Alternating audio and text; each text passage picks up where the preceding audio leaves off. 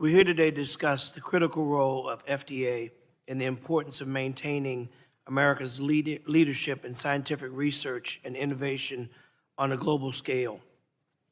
Yet Republicans in the Trump administration have spent the last year attacking the federal workforce while dismantling and politicizing the research that drives the development of life-saving treatments and cures.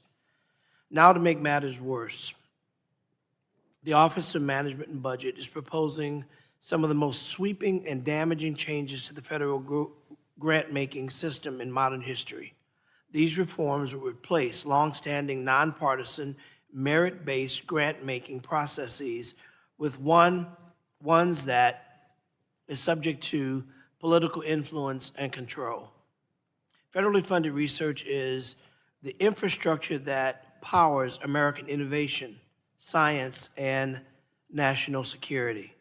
When we cut that funding, we aren't just trimming the budget line, we're shrinking the pipeline of scientists and researchers that this country depends on to remain competitive on a global scale. At a time when our foreign adversaries are strategically making investments in scientific education and emerging technologies, choosing to shrink our own talent pipeline isn't fiscally responsible, it's a big mistake. The consequence of these actions will be felt for decades and weaken our ability to compete and innovate and lead globally.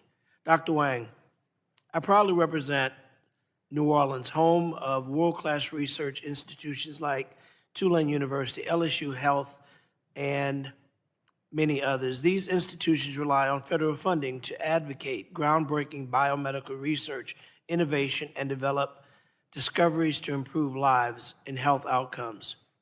How do federal research funding cuts affect the United States' leadership in biomedical research and innovation? Cuts to that federal investment, as you mentioned, Congressman, are tremendously harmful, and they threaten to push back all the leadership that we've gained over the years. From your experience as a physician and an academic medical center, what impact can these disruptions have on clinical trials and patient access?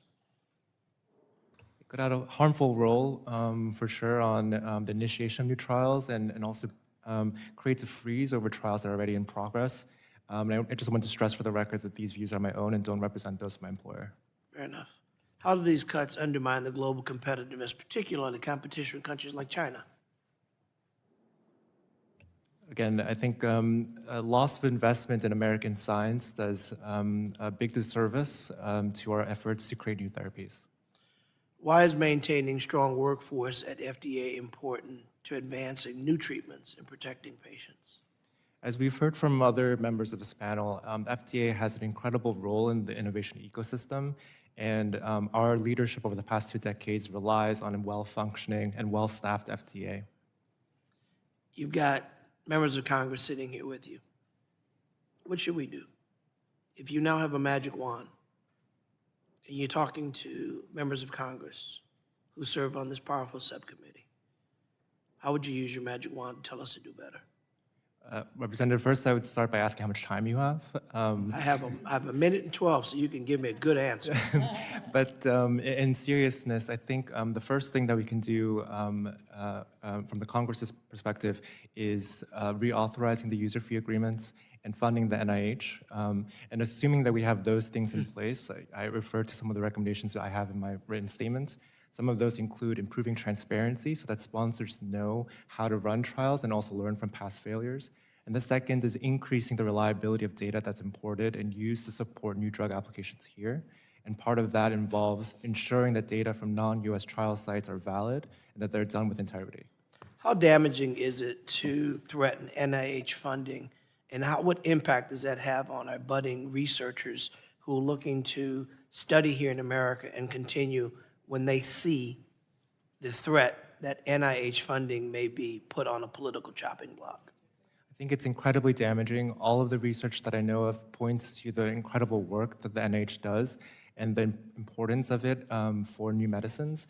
And I worry that the next generation of world-class talent will leave this country because of those cuts. And we must do everything in our power to ensure that the best and brightest that's here stay here, the best and the brightest that want to come here to study to find cures for dreaded diseases continue to want to come here, and that's why we must maintain our leadership role in funding for NIH.